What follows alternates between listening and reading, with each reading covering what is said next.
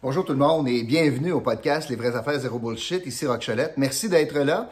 Si vous aimez les vidéos, les podcasts, partagez-les, ça ferait bien mon affaire. Si vous n'êtes pas abonné, abonnez-vous à notre chaîne. Et si vous souhaitez avoir la chance de gagner 100 $ chaque mois et si vous voulez bénéficier aussi d'un rabais lorsque vous achetez en ligne, ben simplement visionnez la vidéo qui arrive à la fin de cette publication. Vous allez tout comprendre, vous allez avoir la chance donc de sauver de l'argent, mais aussi d'en gagner. Alors, c'est win-win. Je vous invite à rester donc à l'écoute pour la prochaine présentation. Aujourd'hui, je veux vous parler d'un sujet qui, moi en tout cas, ça me captive. Je sais que vous, peut-être pas tout le temps.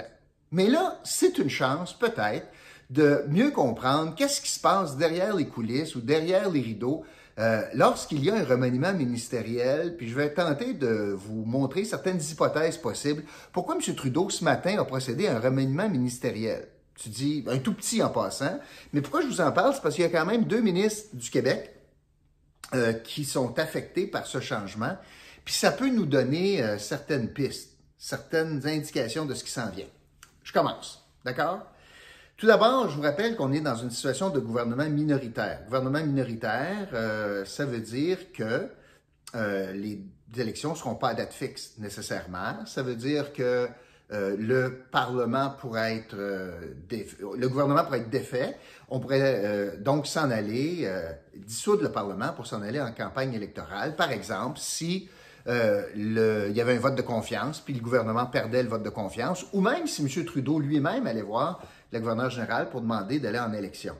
Donc, c'est pas impossible et plusieurs observateurs pensent qu'il y a une fenêtre présentement pour M. Trudeau, présentement étant dans les prochains mois, n'importe où entre le printemps et l'automne, pour que le premier ministre décide d'aller en élection générale, possiblement soit par son choix ou possiblement dans le fond, parce qu'il va mettre dans son budget ou par des décisions qu'il prendrait qui pousseraient les oppositions à défaire le gouvernement.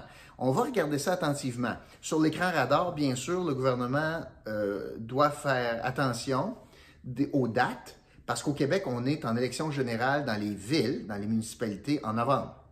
Ça veut dire qu'à partir du mois de fin septembre, on a congestion au Québec, là. C'est un facteur. C'est pas dans ces choses-là, il n'y a jamais un seul facteur qui est déterminant, mais ça fait partie. Le Québec est important pour M. Trudeau, confusion des genres. En tout cas, il y a ça sur l'écran radar.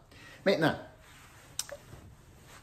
il est donc pas impossible que M. Trudeau souhaite ouvrir une fenêtre électorale n'importe où entre le dépôt du budget puis le mois de septembre à peu près. Donc, budget février, probablement début mars, février, faudrait donc ouvrir une fenêtre entre ça puis le mois de septembre, début octobre maximum, pour une élection, si c'est lui qui a déclenché ou s'il forçait les partis d'opposition à le défaire en chambre. Pourquoi ça, c'est la trame de fond de ce qui s'est passé aujourd'hui? C'est parce que là, on voit que pour un deuxième ministre économique, eh bien, il y en a un qui vient de démissionner parce qu'il décide de ne pas se représenter. On nous a donné cet argument-là pour Bill Morneau aux finances, personne n'a cru ça. Là, cette fois-ci, tout le monde croit ça, que probablement que les ministres ont été questionnés, on a tâté le pouls, voulez-vous revenir? Pourquoi? Bien, parce que si tu es premier ministre, bien, tu voudrais, toi, être capable de bâtir puis d'aller à la guerre avec des soldats qui ont fait la guerre avec toi, qui connaissent leur dossier, puis qui sont capables de t'amener plus loin en campagne électorale. Tu laisses, par exemple, cet individu-là, M. Baines, à l'innovation et à l'industrie, alors que tu es en relance économique, puis première chose, tu sais, si tu t'en vas en campagne électorale, tu ne pourras pas te fier sur lui pour aller sur des tribunes puis défendre le plan du gouvernement parce qu'il n'est plus candidat. Donc, lui, il dit « je m'en vais », il démissionne comme ministre, et là, ça crée un trou au ministère de l'Innovation. Bon, alors, M. Trudeau réfléchit, il dit « OK, je fais quoi avec ça? » il pourrait simplement donner ce ministère-là à quelqu'un d'autre, en plus de ce qu'il y a déjà, sans ajouter quelqu'un au Conseil des ministres. Ça, par exemple, le problème avec ça, c'est que le député ou le ministre qui vient de démissionner, il est député de la région du 905, 950, en périphérie de Toronto. Ça veut donc dire que cette région-là perd un ministre. Ça donne qu'il a nommé aujourd'hui quelqu'un de ce secteur-là, de cette région-là, pour accéder au Conseil des ministres. J'y reviens dans une minute. Donc, il y a la question de la répartition géographique puis territoriale. Donc, il a décidé de garder le même nombre. Il y en a un qui part, il en ajoute un. OK. Mais là, celui que tu ajoutes, tu l'envoies-tu dans un dossier économique? Le premier ministre a décidé que non. Il l'envoie au transport. Là, je vous explique pourquoi au transport. Mais, premièrement, le point névralgique ici, à mon sens, c'était innovation, industrie. Ça y prenait un ministre, quoi? Ça y prenait un ministre qui revenait en campagne électorale. Ça y prenait un ministre fort.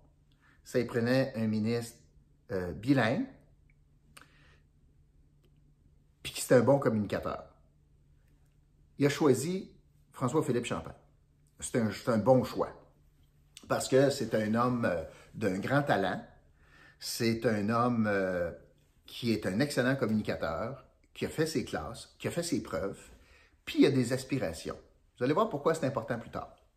Donc, on décide de dire, ah OK, François-Philippe pourrait être bon à l'industrie, surtout dans un plan de relance. Je vais vouloir qu'il vende ce plan de relance-là. Et en plus, François-Philippe Champagne est aux affaires étrangères. Ça s'appelle sorte d'affaires. Les affaires étrangères, les affaires extérieures, les affaires mondiales. Vous comprenez ce que je veux dire, là? Il était à l'international. Si je le laisse là, mais ça veut dire que pour les mois précédant la campagne électorale, je risque qu'il soit à l'étranger. J'ai besoin d'un bon politicien, moi, sur le terrain au Québec, entre autres. Fait que ça veut dire qu'en le changeant de place, je le ramène au Canada plus souvent que s'il était à l'étranger avec le portefeuille qu'il avait.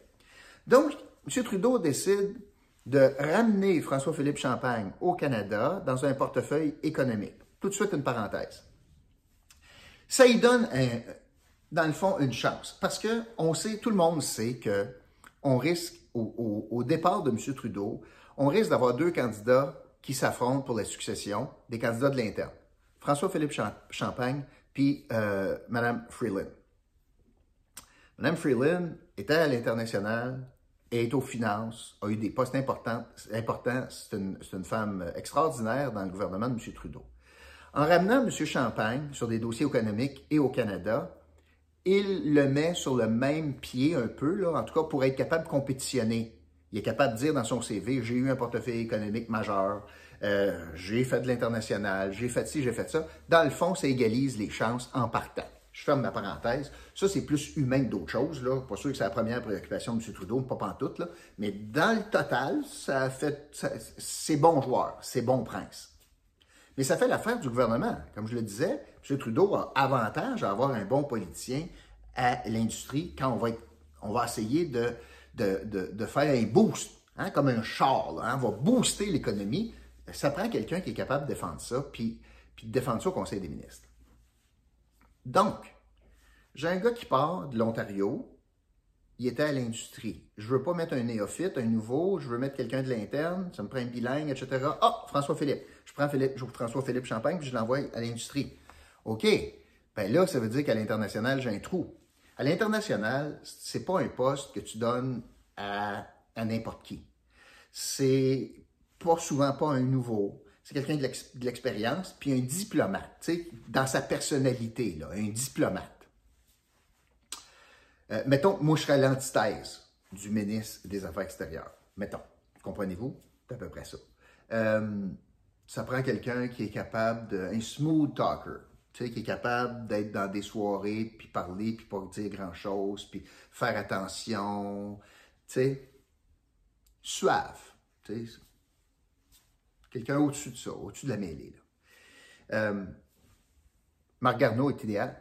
Marc Garneau, c'est un homme qui offre de loyaux services, mais ce n'est pas un opérateur. C'est pas, à mon sens, quelqu'un que tu mets dans un ministère puis qui dit « C'est quoi mon problème? C'est quoi ma solution? Mes options? 1, 2, 3, puis c'est ça que je fais. » Il y a de la misère à aller vite. C'est un gars de compromis, c'est un gars qui jase, c'est un gars qui consulte.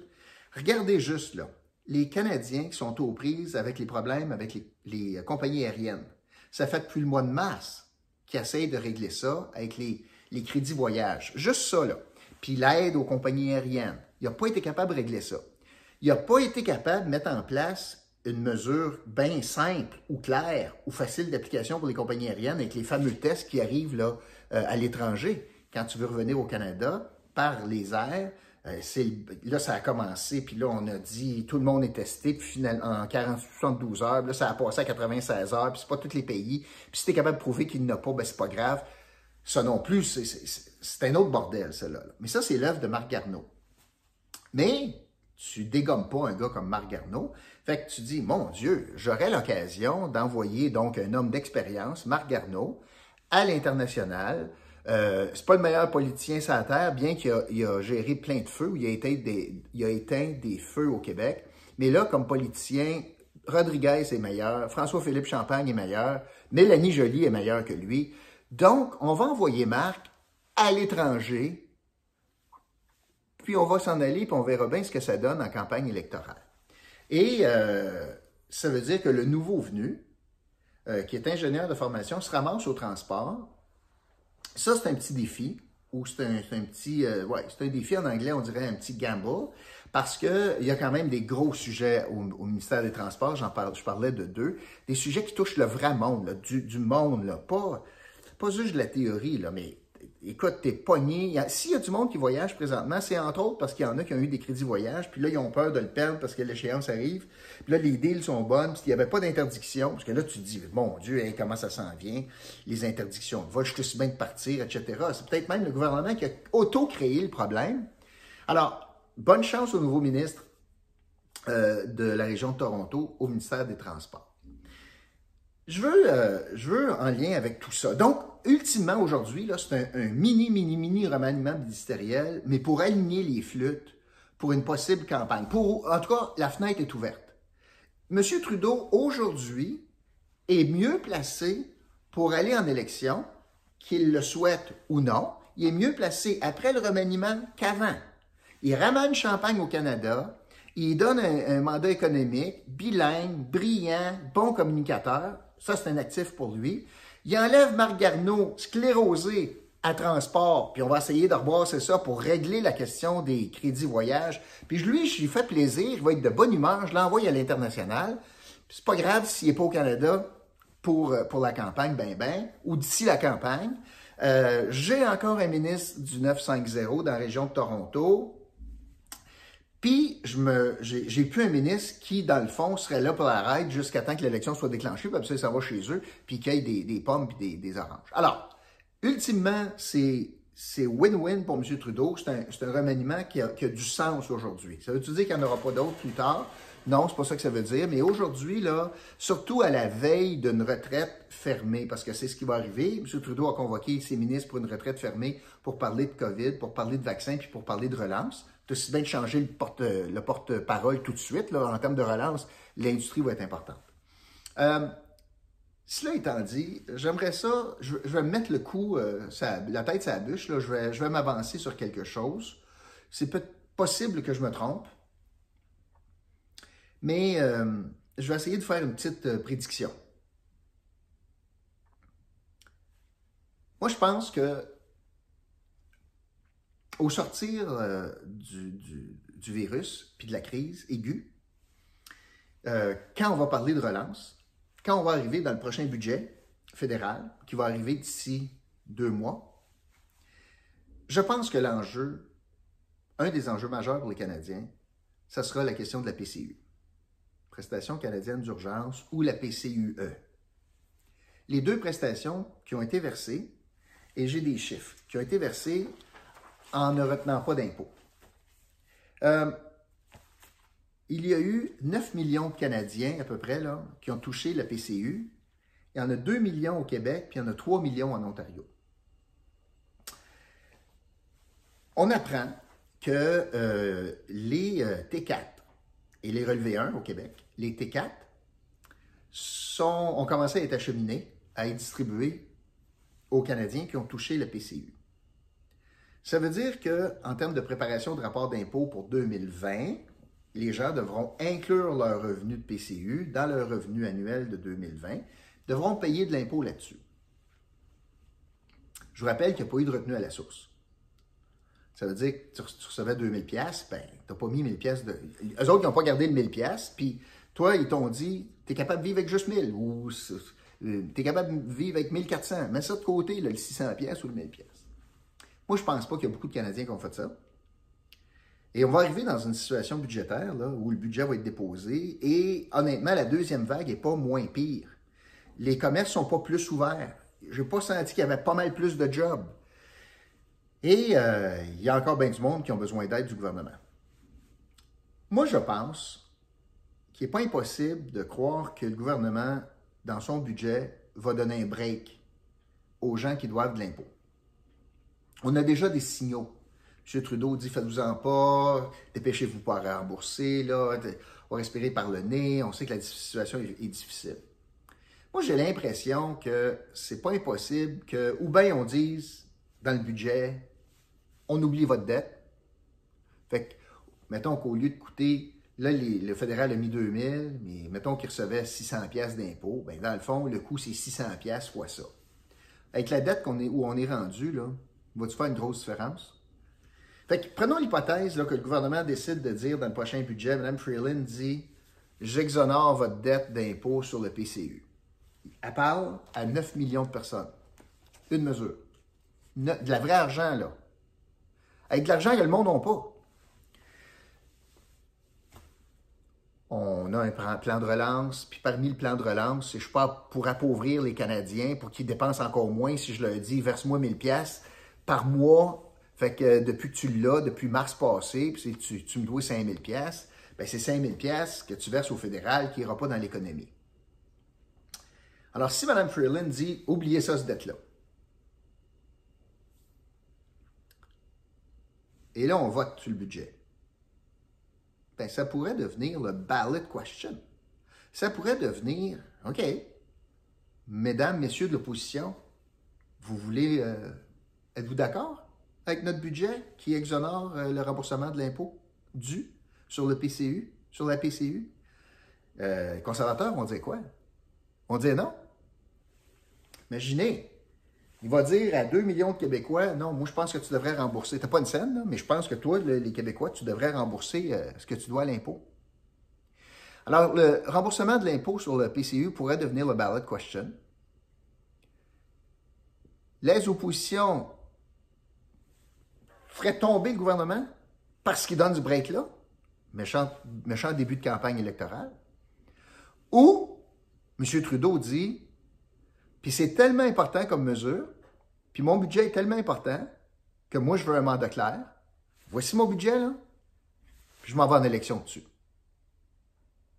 Donnez-moi le mandat, un mandat majoritaire pour mettre ça en place. Pour dire, oubliez ça, votre dette de PCU, puis voici ce que je vais faire en innovation, puis voici ce que je vais faire pour la création d'emplois.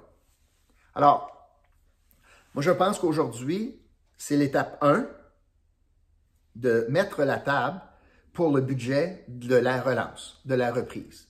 Surtout quand on nous annonce en même temps, en parallèle, et j'en parlerai plus tard, que le Canada vient d'acheter 20 millions de doses de vaccins, puis ça devrait être dans nos dans le bras du monde, ben je vais le dire comme ça, dans le bras du monde d'ici juin. Fait que c'est pour ça que je vous dis, moi, que la fenêtre, là, la vaccination va être de même, un budget bonbon, puis on sent... Il n'y a plus personne qui parle de déficit. Là. Même les conservateurs disent correct les déficits. Tout le monde est d'accord qu'en situation de crise, la dernière préoccupation, c'est la question d'équilibre budgétaire. De toute façon, les Canadiens s'en sacrent bien quand ça allait bien. Ils ont élu M. Trudeau avec des promesses de déficit, alors que ça allait bien. Fait que quand ça va mal, il n'y a personne qui va reprocher ça. Fait que c'est même plus sur les grands radars. Puis là, le plan de relance ou le plan de retour à l'équilibre budgétaire, là, on s'astine sur 8 ans, 10 ans, 12 ans, pas important.